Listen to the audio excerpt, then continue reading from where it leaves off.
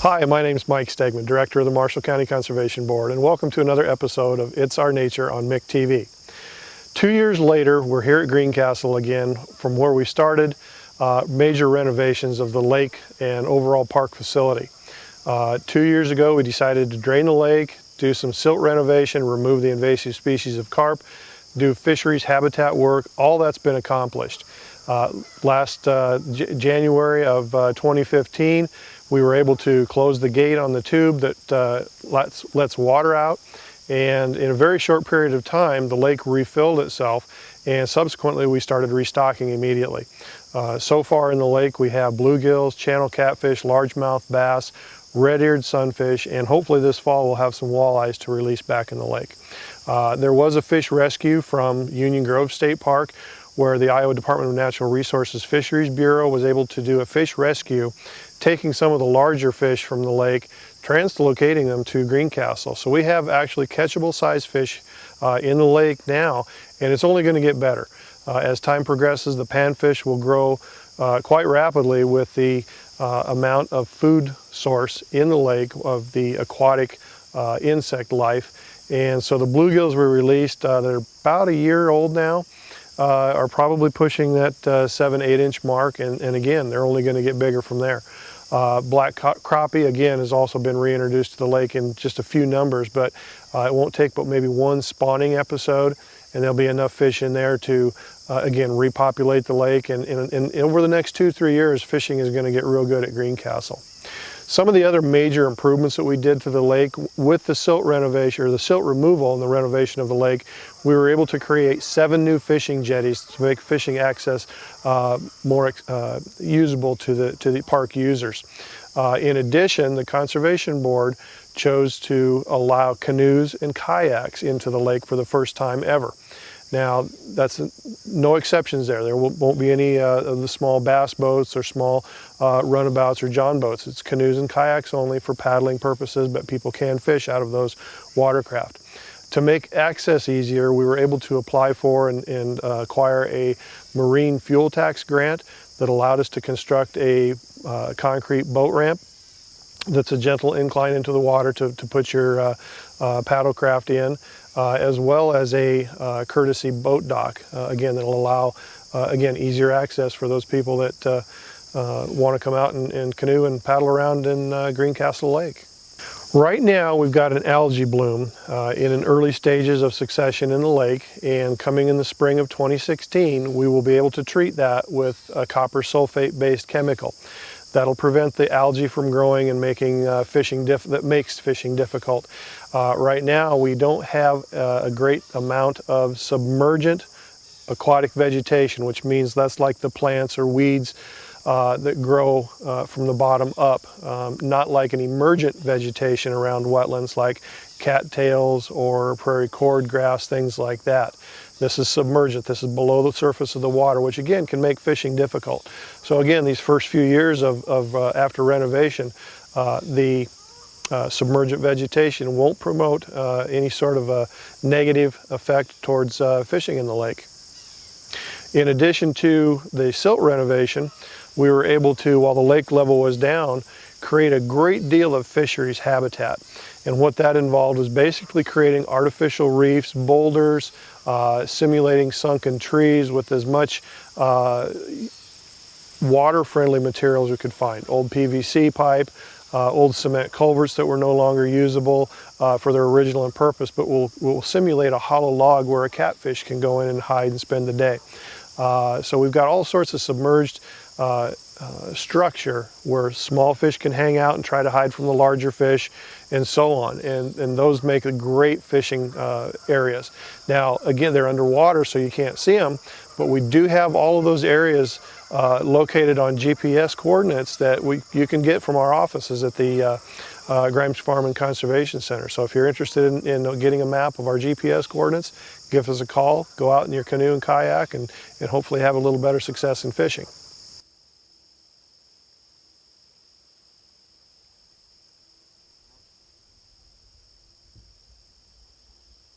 Renovation efforts across the park, not just the lake, are occurring here at Greencastle, and they're going to continue to do so over the next few years. One of the major renovations is about a $35,000 project that we went on a fundraising campaign for about 3 years ago. It's complete as of the fall of 2015, and that was for the bison exhibit, and that included a complete new fence around the enclosure, as well as a new hay storage facility that will house the hay, which we supplement for the bison feed in the wintertime, as well as the mechanical room for the swan pen aerator.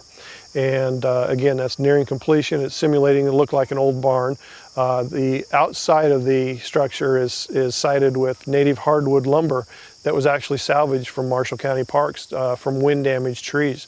We were able to go out, cut the saw logs out of those, mill them up ourselves into lumber, and utilize that renewable resource. In addition, again, all through the park, we're making major renovation. North Bay Shelter House has received a brand new deck that is state-of-the-art and something that would be very desirable for someone to have in their yard. So it's a very user-friendly structure. It's on a first-come, first-served basis, as is the Handy Cove Shelter House. And of course, about 3 years ago, we renovated the Gander Lookout Shelter, completely enclosed it. That facility is usable on a reservable basis only. However, the deck outside people can use on a first-come, first-served basis if the building is not rented.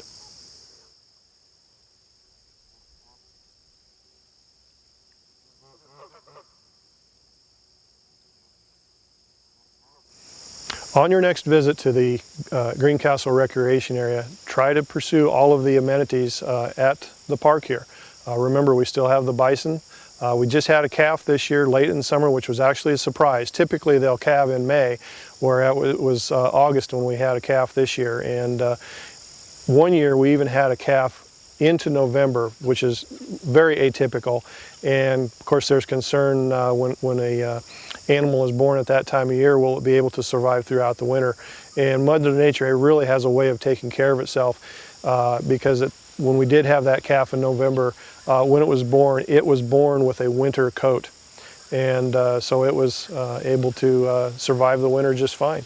So we've got the bison at Greencastle, we've got the trumpeter swan pair restoration effort, we've got the observatory, we've got shelter houses for use, we've got the lake, we've got boat ramp for canoe and kayak access. So there's a whole host of activities at Greencastle waiting for the public to find them. The other site in Marshall County where the Conservation Board offers camping is at Timmins Grove, which is just south of Albion on Highway 330. The site, the park offers a new playground that we installed here recently, 3 years ago, as well as improvements to the camping facilities. We installed rural water hookups, so we water spigots that allow for refilling your RV units there, or if you're tent camping, you have good clean rural water available. We also upgraded the electrical system in the 18 camping sites for RV hookups, and you'll be able to hook up all the way up to 50 amp RV units now. Don't have a dump station on site, but there is one in the town of Albion that is available for public use.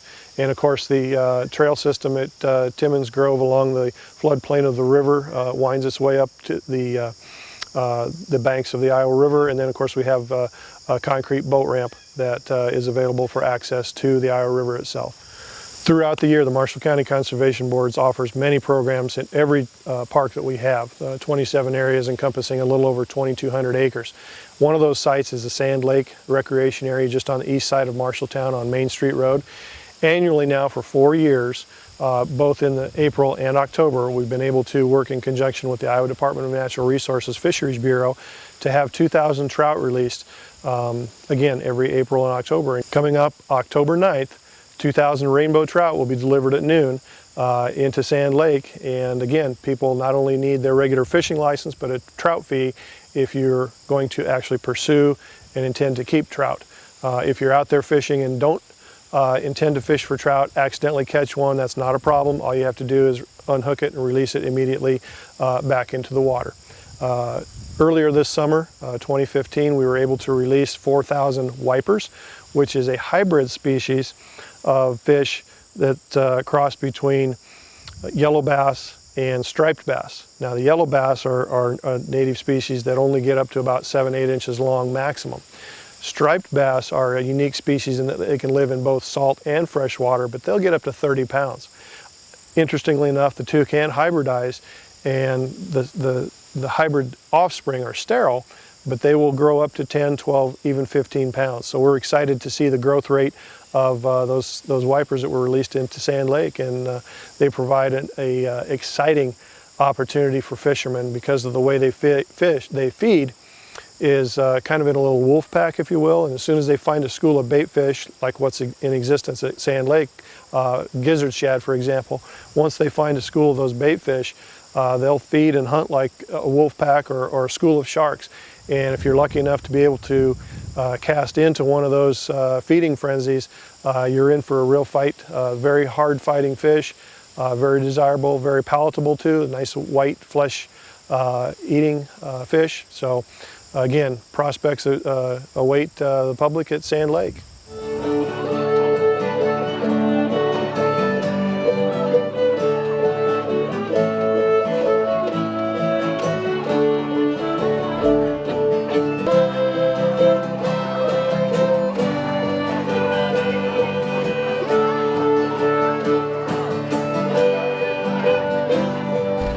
Building those muscles. How'd you like to do that all day long? That'd be a hard job, wouldn't it? You think unloading the dishwasher stuff? They'd file it by hand. Yeah, these would originally probably would have been cut by hand.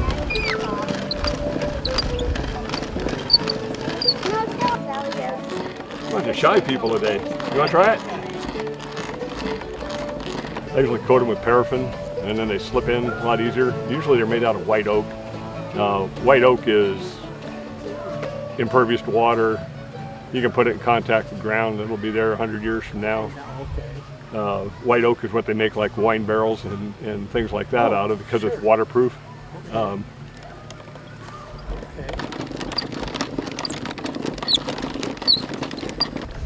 This is demonstrating how they would have made barns back when they were pegged together. So I'm in the process right now of cutting a mortise, and that's a square hole that there's a tenon, like a tongue that's on there, passes through there, then a peg goes through and pulls everything up tight. Okay.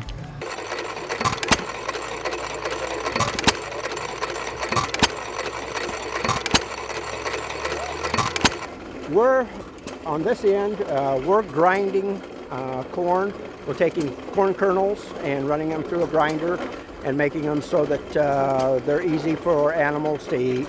And most of it will go for bird feed or rabbits or squirrels, something like that.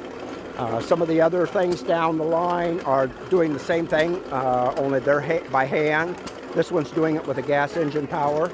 And down at the other end is a corn sheller, and they're taking the kernels off of the ear.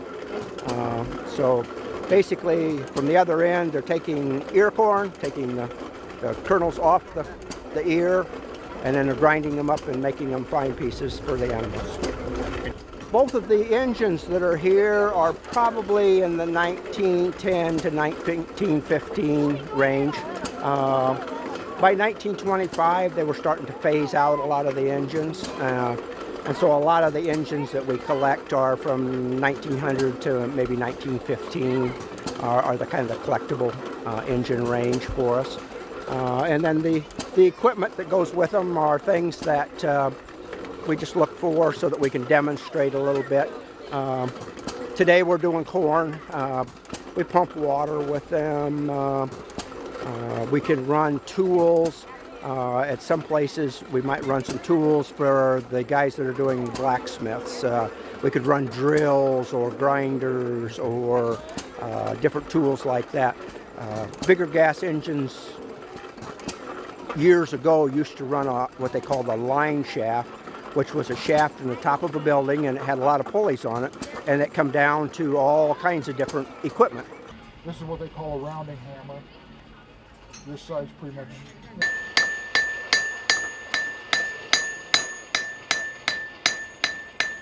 Taking old horseshoes and making them into repurposing them.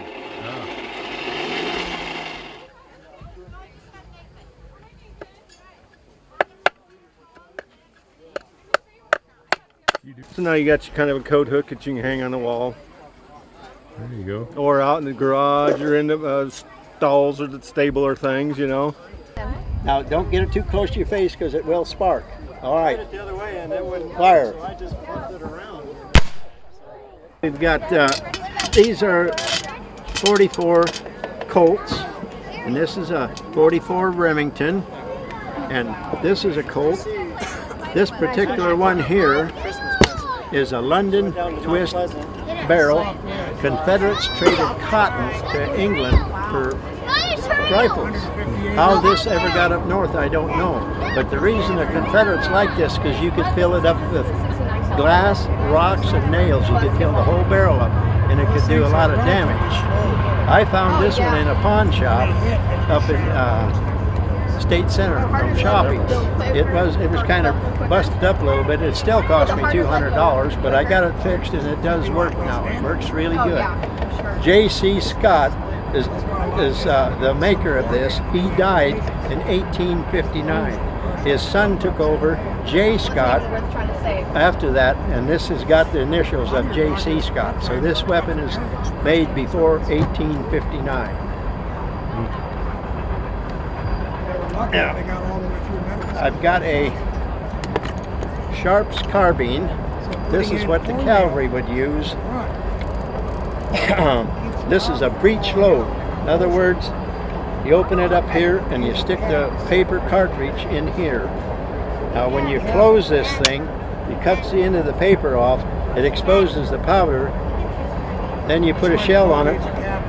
There. Yeah. See? My dad served in the police force while I was born, and he taught me how to shoot. One of my favorites was the Ruger 6-shot. This is the cap that goes on it that explodes the powder.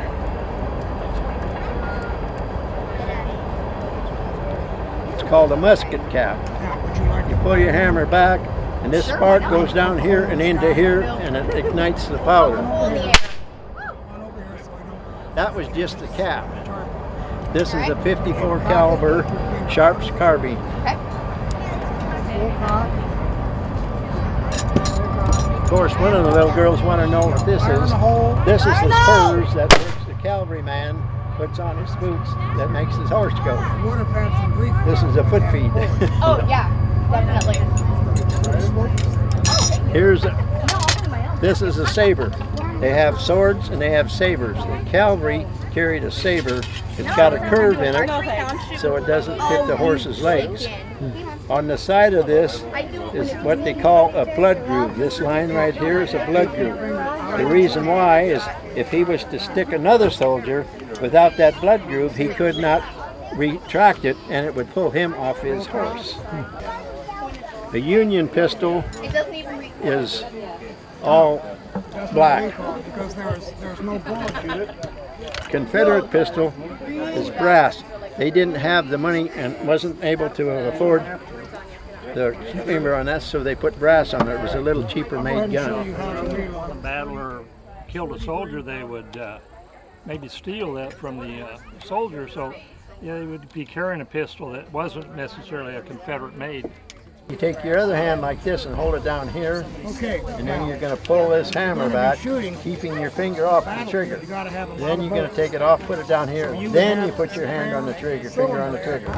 Then you're ready to go. All right, is yours open? Now try it. Whoa, went off before you was ready.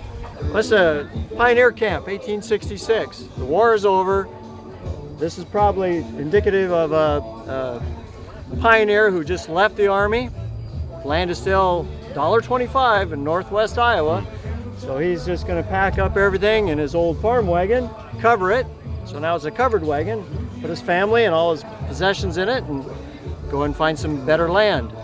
It's cheap. And how many of them made it set out? Most of them. Most of them? Because, you know, it was fairly safe, although you probably left in the spring, and that'd probably be the most dangerous time to go because all the rivers and streams are swollen and flooded. So 15 miles might be a good day if you get to a river or stream. It might take you 3 or 4 days to cross it. What you're going to have to do is is build yourself a raft, cut down trees and make a raft, disassemble the wagon, take everything out of it, set the wheels off of it so it's set and flat, tie it down. The best swimmer, the best horse, they cross with the block and tackle and rope, and then you winch it across. And hope a big tree doesn't come right when you're in the middle of the stream. Otherwise, you will lose everything. It was a gamble. But they had to get where they were going as soon as they could so they could get their crops in and get food for that first winter. This is a pretty lightweight wagon. And, you know, it was a good wagon for traveling, sturdy, but it was still lightweight. So you could do a lot of things with this that you couldn't do with the heavier wagon.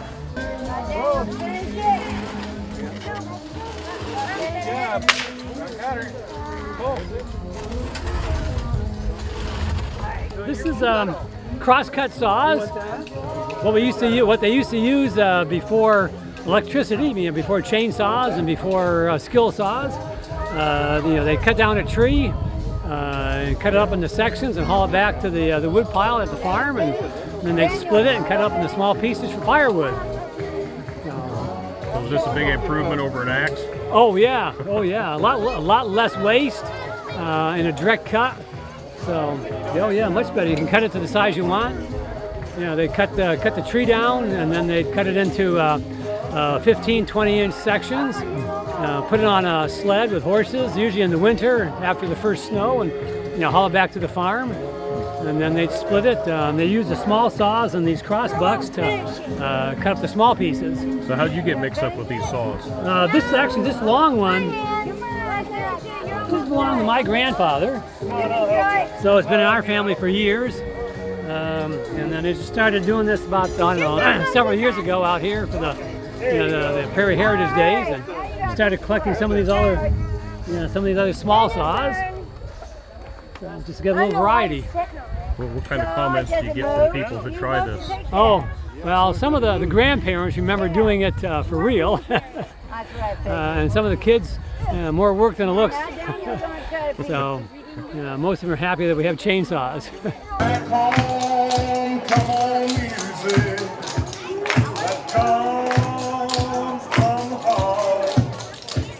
There's something like feeling. We're laying up a rope, getting ready to take this twine and twist it into a rope. Using machines that are well over 100 years old. So this twine is twisted one way, and then these inner strands are twisting the other way. And then the rope's going to be twisted the opposite direction again. And all those twistings hold it together. My father and cousin taught me how to make rope with their machine. Move down a little bit now.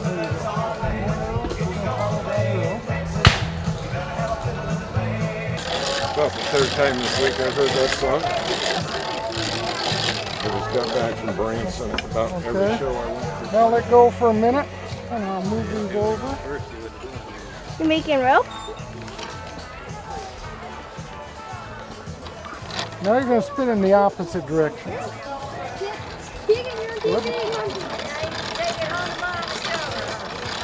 We're at Grimes Farm today to join in the festivities, doing a Civil War representation. We're 7th Cavalry, Army of the Southwest, and we're having a great time with all the kids and all the folks that come on down today. Tell me how you got involved in the cavalry. Well, I always loved working with the Civil War and learning about the Civil War. And when I moved from Chicago, moved to a rural area, I had the opportunity to get into horses, and it just kind of flowed from there. Was able to join up with a couple groups, and the rest is history. So do you do some reenacting then? Do reenacting all around the state and some of the surrounding states. Down to, well, last spring we went down to Andersonville, Georgia, did reenacting down there, and just numerous places around the state. But it's a lot of fun, you meet a lot of great people. How many times has Custer died this year? Every week.